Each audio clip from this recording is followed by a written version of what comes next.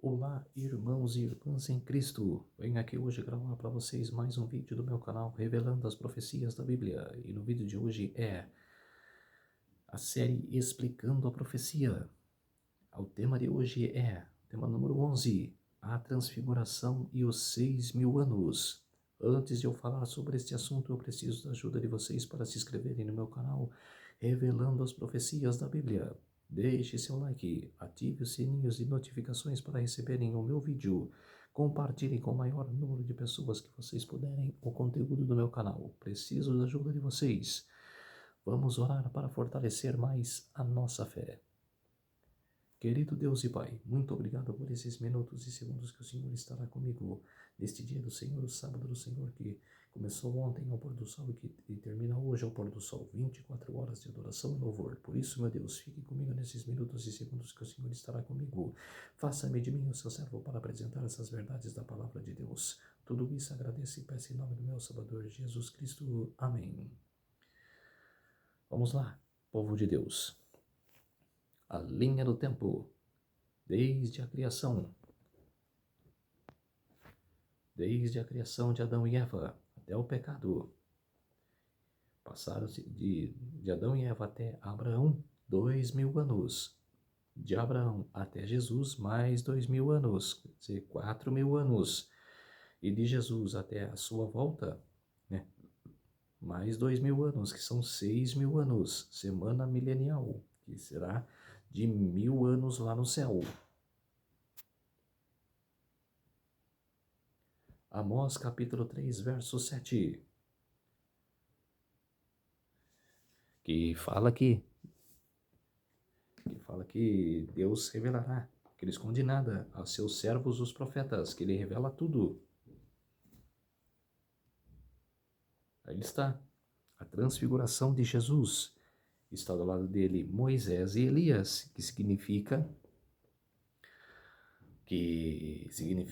Moisés, significa aqueles mortos que vão ressuscitar, os mortos que morreram salvos, que vão ressuscitar na segunda vinda de Jesus, e Elias, que representa os vivos, que estarão vivos, né, na segunda volta de Jesus. E quando Jesus aparecer nos céus, que estão vivos serão arrebatados, e como Elias foi levado vivo para o céu. Ele não passou pela morte. E Moisés passou pela morte, mas ressuscitou. Deus o ressuscitou para viver junto dele. E ele é a representação dos mortos que vão ressuscitar na segunda vinda de Cristo. Marcos capítulo 9, verso 1. Em verdade vos afirmo que dos que aqui se encontram, alguns há de que maneira nenhuma passarão pela morte, até que vejam ter chegado com poder o reino de Deus. Aí está a pergunta: por que Jesus fez essa afirmação 6 dias antes de acontecer? Um dia para o Senhor é como 1.000 anos. Exatamente. Que para ele, um dia é como 1.000 anos, e 1.000 anos como um dia. Salmos capítulo 90, verso 4. 1.000 anos aos teus olhos é como tarde que já passou. O mundo tem cerca de 6.000 anos de idade. Muitas pessoas, como essa semana mesmo, eu relatei para várias pessoas que o, que as pessoas falam para mim que o mundo tem milhões de anos ou 10.000 anos. Eu falo, não, o mundo tem 6.000 anos, exatamente 6.000 anos. E elas ficam assim olhando para mim assim, como que você sabe isso? Você está errado. O mundo tem vários anos, milhões de anos. É que tem muitas pessoas que acreditam naquela base do Big Bang, que se tornou há milhões de anos. Não tem nada a ver. Que o Papa Francisco, antes de morrer mesmo, ele postou sobre a teoria do Big Bang. E ele relatou que o Big Bang criou as pessoas. Foi uma blasfêmia. Quem criou as pessoas foi Deus. Deus criou o universo. Deus criou o mundo. Em 6 dias, no 7º descansou. Quer dizer, e o mundo tem 6.000 anos de idade. Podemos saber a proximidade da volta de Jesus? Com certeza podemos. Estudar as profecias. Estudar as profecias. Estamos às portas da volta de Jesus. As coisas que estão acontecendo. E não vai demorar muito para que se prolongue o decreto dominical. Na hora que entrar o decreto dominical, você pode saber o tempo. Aí vai ficar mais próximo da volta de Jesus. Mateus capítulo 24, verso 33. Assim também vós, quando virdes todas essas coisas, sabei que está próximo às portas. Deus trabalha em ciclos de 7. Trabalha, como se já começou com o 7º dia, que é o sábado do Senhor. Lembra-te do dia de sábado, 6 dias trabalharás e o 7º descansarás. Quer dizer, já começou aí. Depois, falou para Josué conquistar Jericó, dar 7 voltas em 7 dias. E no último dia, no 7º dia, dar 7 voltas antes de uns muros de Jericó quebrarem, se caírem no chão, se espedaçar. E os israelitas entraram dentro de Jericó e mataram os guerreiros de Jericó, o povo pagão. E também no Apocalipse, 7 igrejas, 7 selos, 7 trombetas e 7 pragas. Aí está a linha do tempo. Os patriarcas tiveram 2.000 anos. Israel, 2.000 anos. Igreja, 2.000 anos.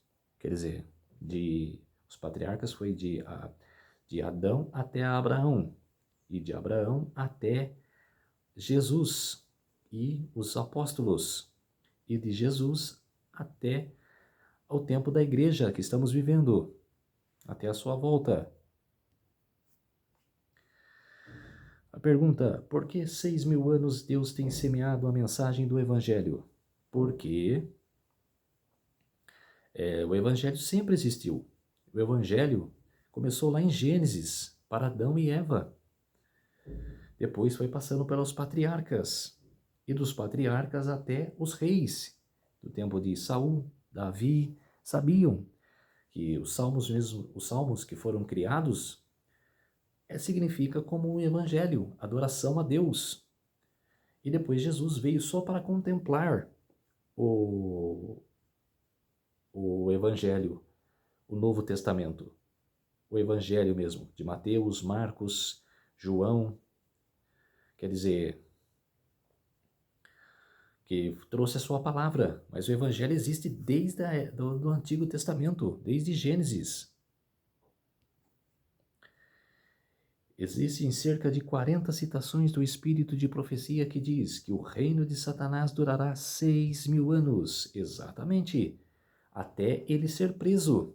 Quando Jesus vier, na sua segunda vinda, ele será preso. O que é ser preso? Mas pode falar, Guilherme, mas ele é espírito. Sim, ele não pode ser preso, mas ele vai ficar aqui na terra sem atentar ninguém. Ele e os seus anjos caídos. Vai ficar sem atentar ninguém, sem atentar aqueles líderes que viveram no passado e que vivem hoje para perseguir o povo cristão. Ele não vai atentar ninguém.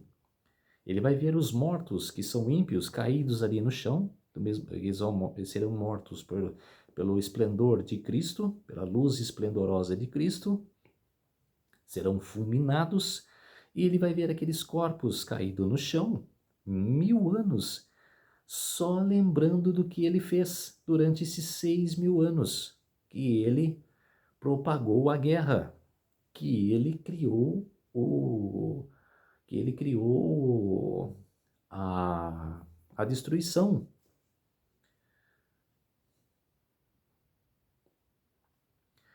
No capítulo 32 do Grande Conflito, as armadilhas de Satanás.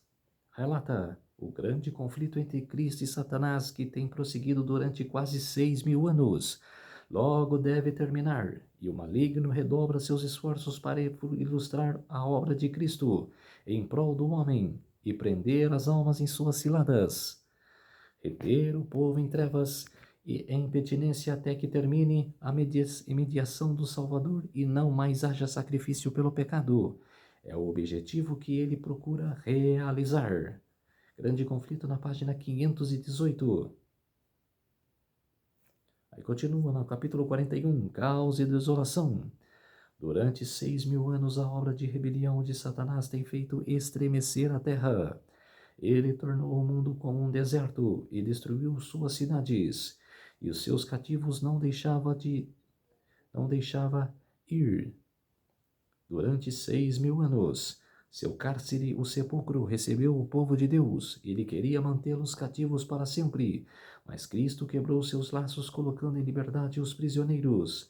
Grande conflito na página 659 e 660, principalmente quando teve os cativos lá de Israel, lá na Babilônia, que Deus revelou através de Jeremias que o povo ficaria cativo por 70 anos e que, quando o Ciro o Grande ficou sabendo das profecias sobre ele, e ele, durante 21 dias, o príncipe da Pérsia, que era Satanás, contra Gabriel, ficou lutando 21 dias na mente de Ciro para ele libertar o povo, para ir para Israel, para levantar os muros. Primeiro decreto para levantar os muros de Israel, que estava destruído.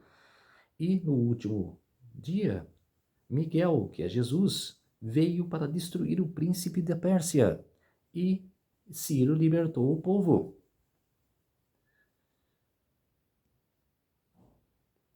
Em Êxodo capítulo 24, verso 16, e a glória do Senhor pousou sobre o monte Sinai, e a nuvem o cobriu durante 6 dias, e ao 7º dia, do meio da nuvem, chamou o Senhor a Moisés, quer dizer, ciclo de 7. 7 é a perfeição. Em 2 Crônicas, capítulo 36, verso 21, até que a terra se agradasse dos seus sábados, todos os dias da desolação repousou, até que os 70 anos se cumpriram. Jó capítulo 5, verso 19, de 6 angústias ele os livrará, e na 7ª o mal não tocará em você. Mais um ciclo de 7. Aí está. 2 Reis, capítulo 11, a coroação do rei Josias. Vamos ler. 2 Reis, abre lá em 2 Reis. Capítulo 11. Josias, que teve uma avó muito mal e que ela matou quase todos os seus netos, e Josias era neto dela. Vamos ler o texto. 2 Reis, capítulo 11, a coroação de Josias, e a avó dele chamava Atalia. Vamos ler. Vendo Atalia, mãe de Acasias, que seu filho era morto, levantou-se e destruiu toda a descendência real. Mas Joseba, filha do rei Jorão, e irmã de Acasias, tomou a Joás, filho de Acasias, e o furtou dentre os filhos do rei, aos quais matavam, e pôs a ele a sua ama numa câmara interior, e assim o esconderam de Atalia e não foi morto. Joseba teve-o escondido na casa do Senhor 6 anos. Neste tempo, Atalia reinava sobre a terra. Quer dizer, que Atalia queria reinar, ela queria acabar com a coroa, com a linhagem de Davi, e o rei Joás era da linhagem de Davi, e ela queria acabar. Mas como como Deus prometeu para Davi que a sua linhagem nunca acabaria, que sempre abençoaria a sua linhagem, ela queria, quer dizer, através de Satanás, usou Atalia Satanás usou Atalia para quebrar a unção de Cristo, a unção de Deus, que prometeu para Davi que a sua linhagem não seria quebrada. Vamos continuar lendo. Joás é ungido rei de Judá. Versículo 4. No 7º ano mandou Joiada chamar os capitães dos cários, e da guarda os fez entrar na sua presença na casa do Senhor. Fez com eles aliança e juramentos na casa do Senhor, e lhes mostrou o filho do rei. Então lhes deu ordem, dizendo: Esta é a obra que lhe haveis de fazer. Uma terça parte de vós que entrais no sábado, farás a guarda da casa do rei. E a outra terça parte estará ao portão sul, e a outra terça parte ao portão detrás da guarda. Assim fareis a guarda e a defesa desta casa. Os 2 grupos que saem no sábado, esses todos farão a guarda da casa do Senhor, junto ao rei. Rodearás o rei, cada um de armas na mão, e qualquer que pretenda penetrar nas fileiras seja morto. Estareis como rei quando sair e quando entrar. Fizeram, pois, os capitães de 100 segundo tudo o que lhes ordenará o sacerdote Joiada. Tomaram cada um de seus homens, tanto os que entravam como os que saíam no sábado, e vieram ao sacerdote Joiada. O sacerdote entregou aos capitães de 100 as lanças e escudos que haviam sido do rei Davi, e estavam na casa do Senhor. Os da guarda se puseram cada um de armas na mão, desde o lado direito da casa real até o lado esquerdo, e até o altar e até o templo, para rodear o rei. Então Joiada fez sair o filho do rei, pôs-lhe a coroa e lhe deu o livro do testemunho. E eles constituíram o rei, e ungiram e bateram palmas e gritaram: Viva o rei! Então quer dizer que Atalia queria destruir a linhagem de Davi. E o rei Josias foi escondido 6 anos, né, na casa do Senhor.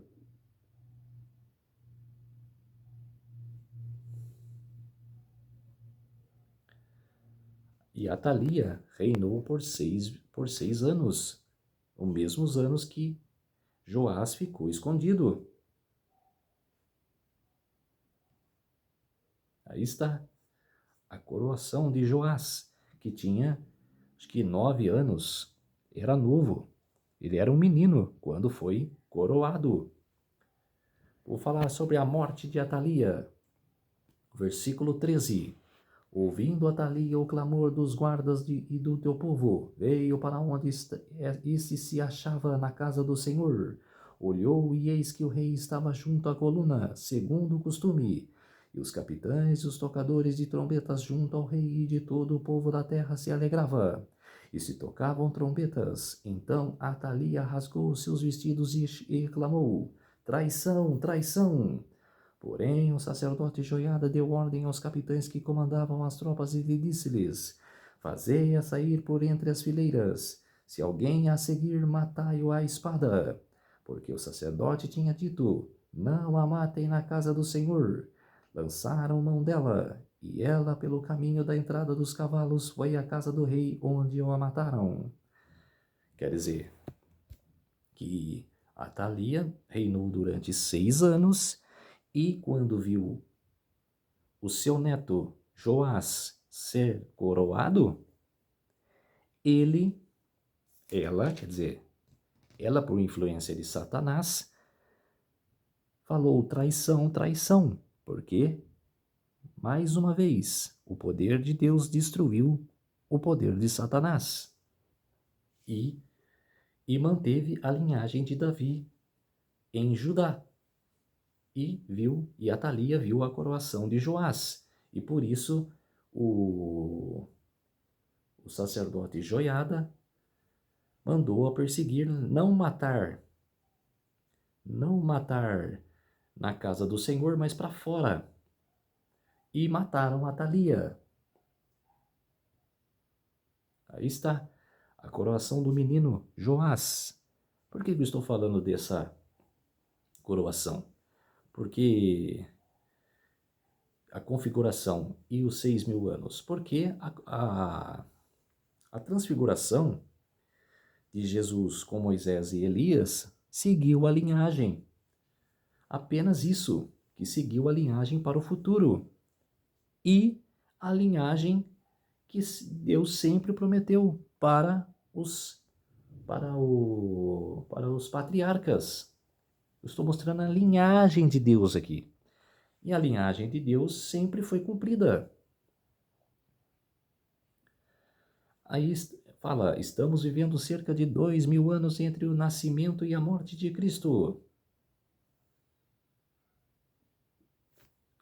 Nos últimos dias virão escarnecedores com seus escárnios, andando segundo as próprias paixões e dizendo: onde está a promessa de sua vinda? Porque desde que os pais dormiram, todas as coisas permanecem como desde o princípio da criação. 2 Pedro capítulo 3, versos 3 a 4. É o que vai acontecer. Pedro está falando do futuro, que vão perguntar, que vão questionar os que pregam a verdade e vão falar: onde está a promessa de sua vinda? Onde está a promessa do Salvador? Quando Jesus virá?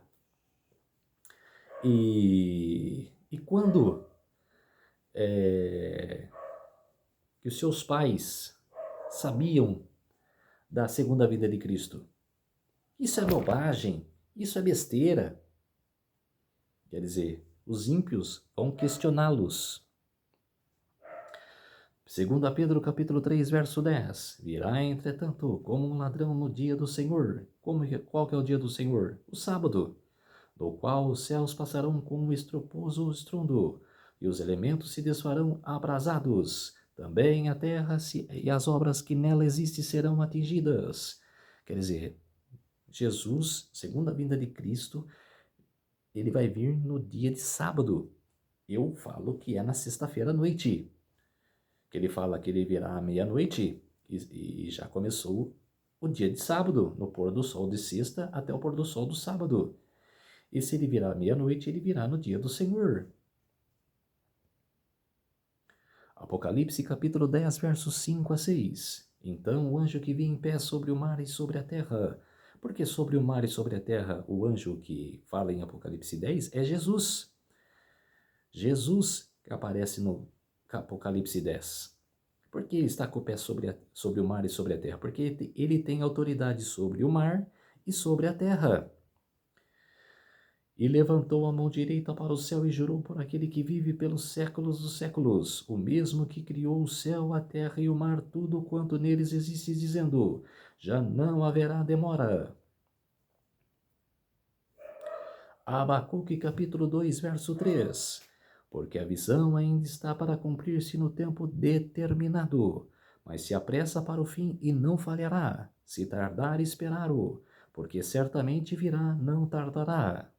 Exatamente. Aí fala, quantas pessoas estão envolvidas nessa visão? 7. Quer dizer, povo de Deus, essa foi a série explicando a profecia. Hoje foi curto, mas foi uma breve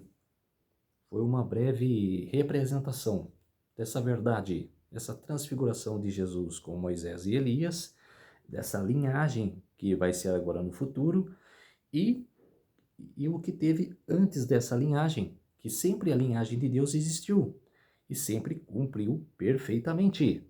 Então eu vim trazer para vocês essa mensagem. Vamos orar para fortalecer a nossa fé. Querido Deus e Pai, muito obrigado por esses minutos e segundos que o Senhor esteve comigo. Fez-se de mim o seu servo para apresentar essas verdades da palavra de Deus. Tudo isso agradeço e oro em nome do meu Salvador Jesus Cristo. Amém. Então, povo de Deus, se inscrevam no meu canal Revelando as Profecias da Bíblia. Deixe seu like, ative os sininhos de notificações para receberem o meu vídeo. Compartilhe com o maior número de pessoas que vocês puderem o conteúdo do meu canal. Preciso da ajuda de vocês. Um feliz sábado a todos e até o próximo vídeo. Tchau!